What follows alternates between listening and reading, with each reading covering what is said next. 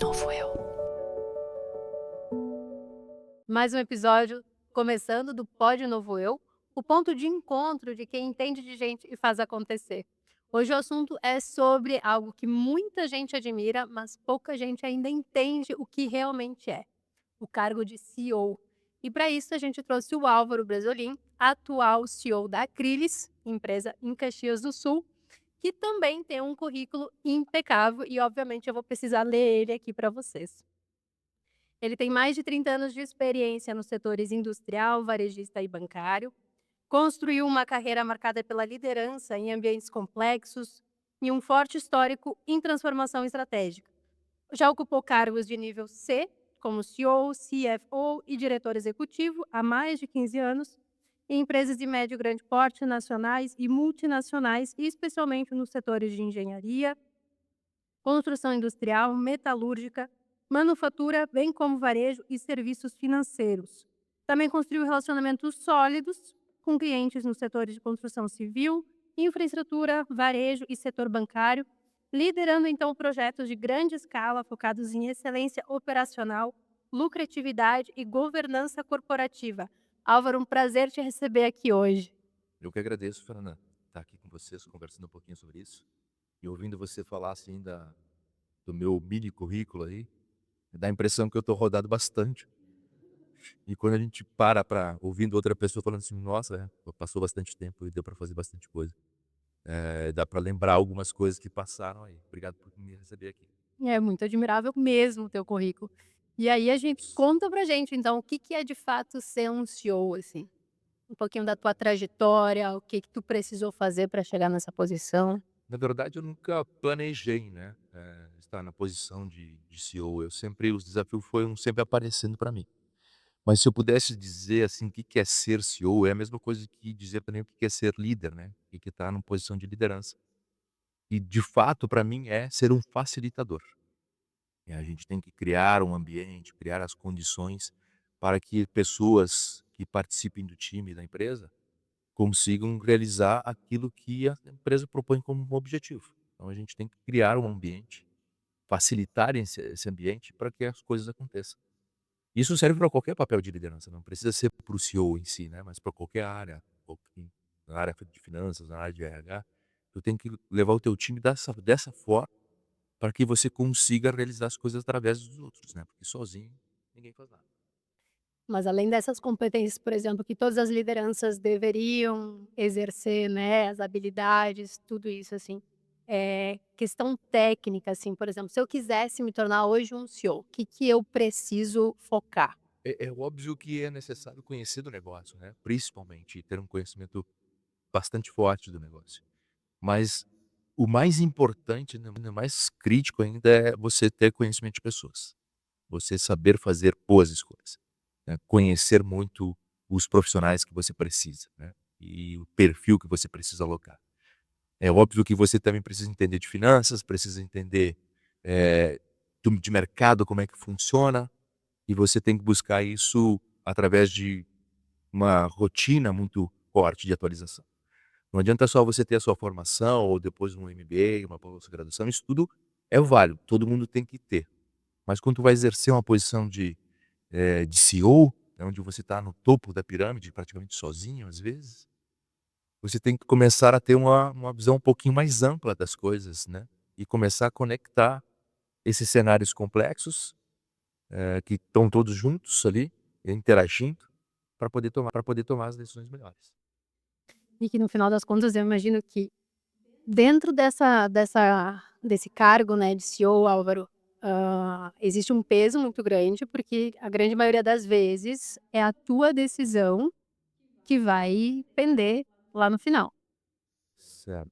E aí, normalmente, a gente tem 2 caminhos aí, né, ou o CEO vem de fora, ou o CEO é construído dentro da empresa. Tu acha que tem pesos diferentes nesse sentido? Eu acho que a responsabilidade é a mesma, o desafio é igual para os 2, né. Quem está dentro da empresa, por exemplo, seja um herdeiro ou quem que já está lá há bastante tempo, 10, 15 anos, tem o peso de manter o legado, né, e trazer todo aquilo que já foi feito, né, tem a responsabilidade da sequência naquilo, e também de fazer o novo. E quem está chegando tem que ter aquela habilidade para se tornar aceito, né? Para se integrar, se fazer parte da cultura que está ali, para não fazer uma ruptura muito forte. E aí a coisa não funcionar. Então, no final das contas, o desafio, o peso para os dois é igual. Porque daquele ponto que ele está chegando, vai ter que transformar a companhia num outra companhia, num outro estilo. Talvez até com uma mudança bastante brusca de posicionamento de mercado. Independente se estava lá há bastante tempo ou não, né. Isso tem vários casos e várias empresas, vários estudos de casos que a gente pode observar essas mudanças acontecendo, mesmo com gente de dentro, mesmo com pessoas de fora. É mais comum, assim, chamar pessoas de fora, quando não se consegue ou não se pensou estrategicamente com muita antecedência na empresa atual. Quando se consegue fazer isso com planejamento, tu vai encontrar uma pessoa dentro e vai fazer uma transição um pouco menos dramática, vamos dizer assim, né. O que é melhor para a empresa, melhor para o negócio. No meu caso, sempre foi umas situações um pouco dramáticas que aconteceu, e sempre aceitei o desafio com bastante tranquilidade, e acho que também a gente tem que ter uma capacidade muito forte de ouvir, de ponderar as coisas, de fazer perguntas que são pertinentes. Perguntar acho que é essencial também quando a gente está entrando ou quando a gente quer mudar as coisas, e fazer com que haja a participação do maior número de pessoas que compõem o time, para que se construa uma decisão melhor. E estar no topo, decidir, não é que seja um grande problema, assim, né. A questão ela traz um peso de responsabilidade, mas é a responsabilidade por arcar com as consequências da sua decisão, né, que quando tu ouve, quando tu participa com os outros, tu constrói, tu vai ter apoio do time. Aí isso fica um pouco mais leve, mas a responsabilidade, tomar a responsabilidade para si, é o que é o mais talvez, assim, tenha um pouco mais de peso, mas se isso é bem construído, né, a coisa fica leve. Que tu acha que pode ser talvez o maior desafio para quem tá almejando chegar nessa posição ou para quem atua já nessa posição de CEO? O maior desafio quando tá atuando, eu acho que é quando tem decisões difíceis para ser tomadas, né. E as decisões difíceis são complexas aí pode estar machucando tanto ao próprio decisor de qualquer outra coisa. E principalmente quando elas são relacionadas a pessoas, né. Tem que fazer corte de despesas, quando tem que fazer alterações de estrutura e ter aquelas conversas difíceis, é que o negócio fica complexo e fica desafiador. Esse é um ponto crítico que eu vejo, assim, que não tem escola que prepara, a não ser a gente buscar através do autoconhecimento, autodesenvolvimento, e também até de ter um preparo mental muito mais específico, né. Se conhecer acho que é o essencial nesse negócio todo, para aliviar esse peso. É, isso é algo que eu sinto bastante, assim, dentro da minha profissão, né, eu sou psicóloga, e também na forma como eu atuo junto com as empresas. Essa questão das pessoas, terem uma dificuldade muito grande da questão da autorresponsabilidade, Hum. de estar sempre justificando, né, as falhas, os erros, e não validar aquilo que de fato é o meu papel dentro de uma organização. Então, acho que essa questão do autoconhecimento, ela vem muito de encontro. Com certeza, né. E a gente, como CEO, né, ou como um líder que tem que tomar decisão e arcar com as responsabilidades das suas decisões, a gente tem que ter a consciência de que nada se faz sozinho, né. E a gente tem que ter a consciência também de que não podemos controlar tudo, e não sabemos tudo. E existe uma falsa ideia, né, que quando se torna líder você tem que saber tudo, né, tem que estar tudo tem que passar por você. Isso não existe mais, né. Antigamente poderia até existir, quando os processos ainda eram manuais, com bastante papel, era mais lento, então tudo afunilava no chefe, né. Então tem que passar lá em cima, para ele dar uma autorização, daí quando chegar lá todo mundo tem que explicar, daí tu toma a decisão. Mas hoje tu tem que confiar mais nas pessoas, então a questão de confiar mais e controlar menos, é essencial para poder exercer o papel e ter velocidade no negócio. Confiança traz velocidade. Eu acredito muito nisso. Confia no teu time. Vai acontecer erros? Vai. Corrige eles conforme eles vão acontecendo e o aprendizado vai acontecendo para o time todo. Essa confiança, no final das contas, ela vem justamente das conversas difíceis que tu Das falou. conversas difíceis, com certeza. E do exercício da atividade no dia a dia na empresa, né. E vendo como as coisas vai acontecer. É claro que pode dar muito errado, óbvio, existe o risco, né, mas sempre existe o aprendizado. O que que a gente aprende com isso, é o que a gente tem que levar. E aí construindo, através do autoconhecimento, como é que a gente reage também, conhecimento do outro, e se todo mundo se cresce junto, né, se crescer, que eu quero dizer, é se aprofundando em si mesmo, não é um crescer de carreira simplesmente, né, mas amadurecendo cada vez mais, aí a coisa acontece acho que mais fluidez, me parece que é mais parece que é simples, né, e ao mesmo tempo não é tão simples assim. Hum. É que demanda tempo, demanda esforço, demanda pensar, demanda conversar também, né, acho que a comunicação é crucial em tudo isso. Tá disposto ao desconforto, né, o tempo inteiro. Posto, exatamente. Receber uns feedbacks negativos ou algo que a gente não concorda, que a gente tem que ficar raciocinando: "Ah, eu sou assim mesmo". Mas é como as pessoas te veem, né, a gente não precisa pegar isso e ficar com raiva, né, e achar que ela está errada, né, porque a gente tem uma visão nossa de nós mesmos. A gente tem que aceitar isso e tentar trazer o que é proveitoso e se corrigir ou não se corrigir, né, conforme for necessário. E ser leve consigo mesmo também, né, com certeza. Eu fiquei bem curiosa, tu me disse que tu não planejou essa carreira de CEO, assim, conta um pouquinho da tua trajetória, como é que Eu tu chegou aí? mesmo, né, pois então, né, eu nunca tive almejei esse negócio de estar na ser o principal executivo de uma organização. Eu sempre fui da área de finanças, trabalhei em banco, e acho esse negócio de finanças muito legal, eu curto muito esse assunto, me dou bem com os números, sempre me dei muito bem com os números e com análises também bastante complexas. Mas elas foram acontecendo, né, que conforme, eu ia me desenvolvendo, conforme as empresas que eu estava, com o desenvolvimento que era feito dentro da própria empresa que eu buscava, sempre vinha a questão de ter um conhecimento um pouco mais amplo, né. Eu não conheço de marketing, então vou ter que conhecer de marketing. Eu não conheço de pessoas, vou ter que conhecer de pessoas. E muito foi de para trazer para a própria área, para minha própria liderança, né. E aí os desafios eles apareciam. Você que está com uma visão um pouco melhor, quem sabe você toca para nós isso aqui. Então vamos lá, vamos pegando as funções, e aí apareceu quando me viu, eu estava nesse papel. E tomando decisões, participando dos processos de sucessão, e que envolviam muito menos números e muito mais emoções e sensações, do que eu podia imaginar na minha vida. Então no começo eu queria ser engenheiro, queria só fazer cálculo para ficar sozinho na minha prancheta. E hoje eu estou rodeado de pessoas e eu dependo muito delas, né. Aliás, eu não consigo trabalhar sem. É uma inversão muito forte. Muito forte, exatamente. Mas é curioso, assim, né, porque às vezes a gente tende a acreditar que aonde a gente tem maior domínio, maior talento, no caso dos números, né, é ali que eu tenho que ir, seguir, etcétera. Mas é bem curioso isso, assim, que claro, tu teve o interesse de ir atrás, de se aperfeiçoar, de entender um pouquinho mais de determinadas áreas e naturalmente isso as outras pessoas que trabalham contigo estão enxergando, Exato. estão vendo a tua dedicação, o teu interesse, enfim, e aí acaba se destacando de uma outra forma.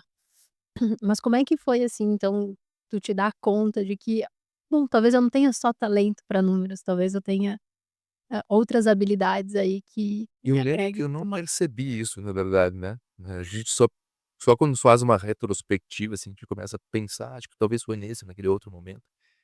Mas sempre foi, quando as coisas surgiam, né, "Olha, estamos com problemas aqui, a gente precisa comprar melhor". Vamos então entender como é que funciona o compras, os suprimentos aí da organização. E sempre tu consegue trazer conceitos financeiros para dentro. Mas eu não fui percebendo fácil, assim, quando eu vi eu estava fazendo as coisas. Mas o que mais me fez caminhar para essa direção, acho que foi até os feedbacks que eu recebia, né, eu me lembro que o primeiro, assim, foi o mais duro da minha vida, eu estava no varejo, aí eu me lembro como eu me sentia, assim, não me lembro uma das palavras, estava me senti muito incompetente, eu disse: "Pai, eu não sirvo para a função". Eu estava na área de finanças, né. E uma das coisas que me ficou gravada, assim, é que eu não tinha conhecimento do negócio da empresa, né. O feedback é que eu estava distante. Aí eu disse: "Não, então vamos resolver isso aqui de vez", né. Daí eu fui estudar varejo, fui entender como é que o varejo funcionava. E assim eu fui ficando mais curioso para entender os negócios da companhia em qual eu estava inserido, né, além de entender de finanças. Então, Com que idade mais ou menos isso? daí eu já estava, acho que a minha primeira função aí já foi com 30 anos, né. Eu já estava eu fui surpreendido ali com esse negócio todo. Eu me lembro que eu me considerava imaturo ainda, eu não recebi bem aquele feedback, acho que ficou muito tempo ressentido, né. Mas tu recebia feedback antes disso? Sim, sim, recebia, mas era muito mais funcionais eles do que de comportamento. Uhum. E quando eu me dei por conta que era para o meu desenvolvimento pessoal, que isso podia ampliar e me colocar em outras posições, que era para o meu bem, aí eu disse assim: "Eu quero receber mais esse negócio, por mais duro que seja as conversas", né. E eu encontrei uma dessas pessoas mais adiante na carreira, e que eu recebi mais um feedback positivo, né, dizendo assim: "Olha, como tu evoluiu daquela vez que a Essa gente mesma conversou pessoa? aquela vez que a gente conversou para agora". Tu tá mais maduro e tal, eu disse: "Caramba, realmente não a gente não percebe, né". É bom que os outros nos digam. E vem coisas boas, vem coisas ruins, vem coisas que a gente ainda não aceita, mas no fim todas elas, se a gente souber receber, a gente consegue se construir de uma maneira melhor. Mas não tenho ideia, assim, quando é que eu percebi que eu podia, acho que foi quando as pessoas iam me dizer: "Não, tu pode fazer mais, vai que tu consegue, né". Eu disse: "Será que é comigo mesmo? Será que eu tenho capacidade? Então, daqui que eu vou fazer". Aí a coisa ia acontecendo, Hum. sentindo seguro. Eu acho muito legal isso, porque tem as 2 vertentes, né, a gente tem a questão do feedback, que é essa comunicação interpessoal entre as pessoas, né, mas é a tua comunicação interna que fez com que tu bancasse isso, né, porque tem muita crença aí de muita gente que realmente acaba limitando, às vezes recebe o feedback, E positivo ou negativo, mas bota na caixinha e não faz nada com isso. exatamente. Ou esquece, ou não trabalha, né, ou fica remoendo tu muitas vezes, né. É verdade. Acho que esse trabalho de saber absorver, né, saber, fazer uma boa digestão daquilo que está ouvindo de si mesmo, é importantíssimo, assim. E aí, é claro, né, as pessoas têm que a gente também tem que buscar isso, né. Eu fui tardiamente começar a fazer terapia, assim, para começar a entender um pouco, né. Eu digo tardiamente, é porque é recente esse negócio. E até então, eu era um pseudo estudante de estudar um pouco da psicologia, mas mais para entender, assim, É curioso. pra mim mesmo, né, um curioso, né. E aí que eu fui, acho que aprendendo um pouquinho, fui me abrindo um pouco, mas sempre sozinho ali, né, sempre nas leituras técnicas e nas leituras também romanceadas aí de filosofia e de psicologia. E também de cases, né, de outras pessoas ou história de outras pessoas que também a gente aprende bastante. Como é que foi a vida, sei lá, Churchill, por exemplo, né, tu começa a entender como é que ele agia em relação aos problemas e como é que ele também digeria as coisas que ele ouvia. E a gente tem vários casos nisso, né, que pessoas que eram bastante rejeitadas e se tornaram, protagonistas em coisas importantes do mundo inteiro ou para o seu país ou para sua empresa, né. Isso é legal de ver também, né, a gente aprende a olhar para nós com mais carinho. Pode parecer que eu esteja errado, pode parecer que eu não seja competente, mas se eu continuar trabalhando e olhando para mim, pode ser que eu me encaixe em alguma situação e que eu esteja sendo preparado ali para enfrentar na ponte. Sem dúvida. Dentro disso, assim, que tu fala, Álvaro, eu fiquei pensando, eh, procurei terapia muito tardiamente, enfim, né. Mas, assim, dentro daquilo que tu faz hoje, que eu entendo que seja uma carga emocional bastante elevada, né, no teu dia a dia, enfim. O que que tu costuma fazer para se atualizar ou para até acalmar um pouquinho a mente, a questão das emoções, que são hábitos, alguma coisa que tu não abre mão? Na verdade, assim, eu tento arrumar um tempo para pensar, né, pra só para se dedicar, assim, tipo, não fazer nada. Acho que é que nem o Domenico de Masi, né, o dolce far niente. talvez ajude a gente também a relaxar. Porque a gente tem que parar um tempo para pensar naquilo que aconteceu, ou no dia, ou na semana, ou na tua vida, num período, para refletir. Óbvio que a leitura diversificada, assim, ajuda bastante. A questão também de estar preparado fisicamente, né, acho que corpo e mente tem que estar muito bem. E me ajudou bastante quando eu fui desafiado a correr uma maratona. Isso foi há uns 3, 4 anos atrás, e a partir dali eu me chamou mais atenção essa coisa de estar exercitando mais fisicamente, né. Hoje eu faço o exercício 3 ou 4 vezes por semana, tento jogar tênis, que também o tênis ajuda bastante na questão de tu estar sozinho ali na quadra, né. Do outro lado tem outro, o oponente também tá sozinho, e é um jogo de muito respeito, tem uma filosofia que ela é respeitosa, e no fim das contas só depende de você devolver a bola. É como numa comunicação, alguém te diz alguma coisa, você vai devolver rapidamente e tentando fazer o teu melhor para que dê continuidade no jogo, né. E essas coisas elas ajudam, né, ficar um pouco sozinho também para mim ajuda a relaxar bastante, né. Tem dias, assim, que eu preciso ficar sozinho. É claro que algumas séries de TV também trazem, principalmente documentários e histórias reais, assim, me ajudam bastante a conhecer como é que é a vida de outras pessoas. Mais ou menos isso, assim, que eu tento buscar para ajudar um pouco, né. Que é super válido. Então, basicamente, você tá fazendo um pouquinho de tudo, é o descanso mental, é o exercício, acredito que a questão da alimentação também seja Com algo certeza, enquanto com certeza. prioridade. E tu falou de livros, tem algum que tu tá lendo agora, algum que tu indica, tipo: "Ah, o livro da minha vida é esse, mudou tudo", O Julia Chaves. que eu tô lendo agora que eu acho interessante é Morra Sem Nada, né, título do livro, eu não me lembro o autor, mas é um livro interessante que ele fala sobre a questão de você não se apegar muito às questões materiais, né. No fim tu vai partir sem nada mesmo, né. Então, a gente ter esse sentimento que vai morrer sem nada, né, que a gente também diante da finitude. Mas um que me marcou bastante, acho que eu li no começo da minha faculdade, foi Os Sete Hábitos das Pessoas Altamente Eficazes, né, que também não consigo lembrar o nome do autor agora, mas esse eu devo ter lido acho que umas 3 vezes, porque quando se trata, assim, de você se conhecer, se você ter alta performance, você tem que olhar para si, para os hábitos que você tem. E se corrigir em algumas coisas. E ter uma boa base de valores saudáveis que você não abre mão. E quando você tiver que estar numa função em CEO de liderança, você lembrar desses seus primeiros esses valores que são fundamentais, né, que é questão de confiança, que tem relativos à ética e à moral, são aquelas coisas que você faz mesmo quando não tem ninguém por perto, que é mais ou menos o que você é, a sua essência.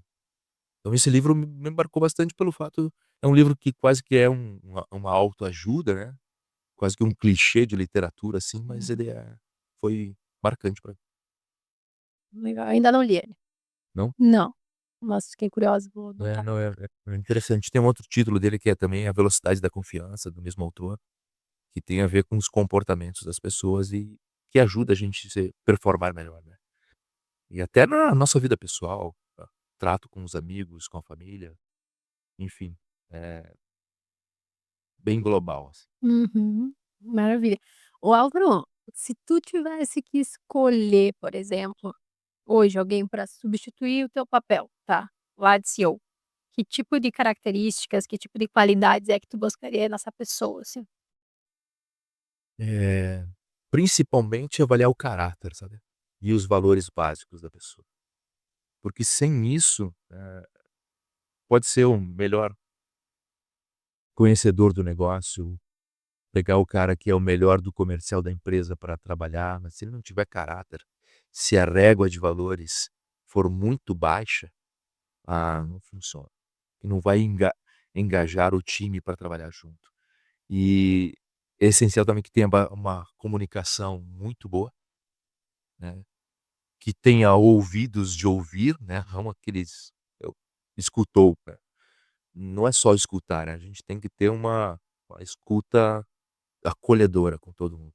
a pessoa se sentir escutada, ouvida, né, fazendo parte. Como é que tu faz isso? Olha, não sei nem descrever, mas eu acho que, quando eu estou conversando com alguém, eu estou bastante concentrado nela, né. Exceto se aquilo não faz sentido nenhum, mas eu aviso: "Olha, não dá pra gente conversar sobre isso agora. Não é o momento de estar falando sobre isso". Mas quando eu me dedico pra escuta mesmo e quando a gente tem que fazer uma conversa difícil, a gente tem que estar com o coração, com a alma, com a mente presente. E estar presente, não é uma coisa fácil, porque a gente tem um monte de coisas na cabeça, deixar o celular de lado, deixar os problemas de lado e dizer: "Então, agora eu tô aqui pra ti", pra aquele que tá na frente da gente. E eu acho que é exercitando isso, assim, né. Então nessas conversas difíceis eu sempre consigo estar bastante concentrado, assim. Parece que tu tem uma intencionalidade muito clara. Perfeito, é isso aí. Que às vezes a gente muito comum também, né, no dia a dia, tu é CEO, tu deve viver isso todo santo dia também. A gente tem um conflito para resolver, mas parece que a intenção é ganhar a discussão, Verdade. não é necessariamente resolver o problema. E aí a coisa Não dá muito vira certo, né. um circo. É um grande problema, né, que tem a ver com a questão de controle, né. Se a gente quiser controlar e sempre tomar a decisão das coisas, e tá direcionando tudo, a gente não consegue. E a gente tem que ter ciência de que a gente não sabe tudo e que a gente não precisa responder na hora. A gente pode ter um tempo para digerir, para pensar. Então se alguém está na tua frente, coloca um monte de coisa, e tu não quer responder, talvez é de não responder. Me dá um tempo para pensar. Eu entendi teu ponto de vista, eh, deixa eu digerir aqui, a gente conversa no outro dia. Eu faço muito isso, assim, e dizer assim: "Tá ok, entendi, perfeito, deixa eu, né, dar uma esquentadinha aqui no meu peito e digerir isso aqui para depois a gente falar mais novamente", né. Porque às vezes a gente tá carregado de emoção na hora de responder. E tem sempre essa questão, assim, de eu acho que eu tenho que responder. Quando eu aprendi que era mais importante eu perguntar para esclarecer ou para eu poder, digerir melhor depois, eu fiquei mais relaxado com isso, né. Não tenho obrigação nenhuma de responder. Não tenho obrigação nenhuma de tomar decisão na hora, principalmente quando os assuntos são bem difíceis. Então é ter essa calma, essa paciência, assim, de dizer: "Não, ok", até quando alguém te xingou muito forte, entendi, vou dar Hum. uma olhadinha nisso, a gente volta a falar amanhã. E às vezes até no amanhã é perguntar: "Pode me explicar um pouquinho melhor como é que foi esse momento que tu se sentiu assim que em relação a mim e tal?" E trazer para mais um diálogo, mais um pouco de diálogo maduro, né. Eu me habituei um pouco com esses feedbacks que eu recebia lá atrás, a receber umas falas um pouco difíceis, assim, né. Até nos próprios relacionamentos pessoais isso vem um pouco à tona, né, "Tu é assim, tu é assado", e a gente tem que receber isso com carinho, né. E principalmente dentro de casa, quem convive com a gente mais de perto nos conhece muito bem. Esses a gente tem que ouvir mais ainda, mais frequente. Mas sempre cuidando também da comunicação interna, né. Sim. É pra não trazer muito pra dentro, mas a partir do momento que tu começa a se abrir pra e pedir as coisas para os outros, né, como é que tu me vê numa situação estressado, e aí a pessoa te fala, tu já tá aberto pra ouvir alguma coisa um pouco mais difícil, né. Já trouxe uma coisa que eu acho que é fundamental, assim, para todas as relações, né, que é a questão da gente se mostrar vulnerável. Se mostrar vulnerável, a gente tem que se ter essa ciência de que nós somos falíveis também, né, a gente não tá aí pra acertar tudo. Se a gente acertar acima da média, tá melhor do que qualquer um outro. É isso que a gente tem que buscar. Ser mais assertivo, mas não ficar competindo com os outros, né. E tem muitos líderes que fazem isso, né, ficam naquela cabo de guerra de quem é que tem a razão, né. No final das contas, o que que é bom para o negócio?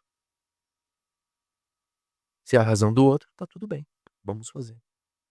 Parabéns para o outro também, parabéns para o time, parabéns para quem estava tentando colocar o seu ponto de vista, mas que aceitou o do outro. Pode ser que não seja mais certo, pode ser que lá na frente mude-se e aí volte a ser o meu, mas a gente tem que saber ceder, a gente tem que saber coisas que a gente tem que ser um pouco mais diplomático na vida da gente, assim, e tá a se abrir mais para que o olhar do outro, assim, também. Acho legal. Infelizmente, o Álvaro tem horário hoje, então eu gostaria de fazer uma pergunta final para ti, Álvaro, por isso que foi bem rapidinha essa conversa. Se tu tivesse que deixar uma mensagem para quem talvez queira crescer ou daqui a pouco se tornar um CEO, que tipo de caminho, que tipo de mensagem tu gostaria de deixar? Eu diria assim que seja, curioso e que se aprofunde nos conhecimentos que tem, mas principalmente se aprofunde em si mesmo, se conhecer profundamente, né. Olhar lá para suas sombras também e tratar todo mundo com muito respeito, seja o porteiro da empresa, seja o do prédio, ou seja o dono da empresa, né, ou seja o presidente da república. Somos todos pessoas iguais. E quando a gente se vê como ser humano, assim, a gente consegue absorver mais conhecimento, sendo curioso, né. Não dá pra gente deixar hoje pensar que a gente sabe tudo. A gente tem que perguntar como é que funciona isso, né. Com tanta tecnologia que está vindo, com as gerações que estão vindo, a gente tem que perguntar para as gerações novas: "Mas como é que tu vê esse negócio?" Porque as visões são diferentes, a gente tem que ter curiosidade como o outro sente, como o outro pensa, como o outro vê, como as coisas funcionam. E a gente não sabe tudo, a gente usa o nosso celular hoje de uma maneira automática, se a gente muda de iOS para Android, a gente já se perde totalmente, então a gente tem que ser curioso como é que funcionam as outras ferramentas, né. E com inteligência artificial hoje, o que que a gente precisa fazer? É perguntar. Para perguntar, a gente tem que ter uma boa bagagem cultural, diversificada, para poder formular perguntas interessantes, que vão nos trazer respostas interessantes, né. Se a gente não souber perguntar, não for curioso, acho que a gente perde muita coisa. Então, se é uma coisa, resumir em algum algo, seja curioso, seja pesquise bastante, seja instigador, assim, de querer entender, querer compreender. Baita mensagem, dá um pause, volta, dá replay. Acho que se reconhecer humano, fantástico, ó, Fantástico. fantástico. Gente, se vocês gostaram desse bate-papo, dá um like, compartilha, deixa nos comentários, isso nos ajuda bastante e até a próxima. Obrigado, Fernanda.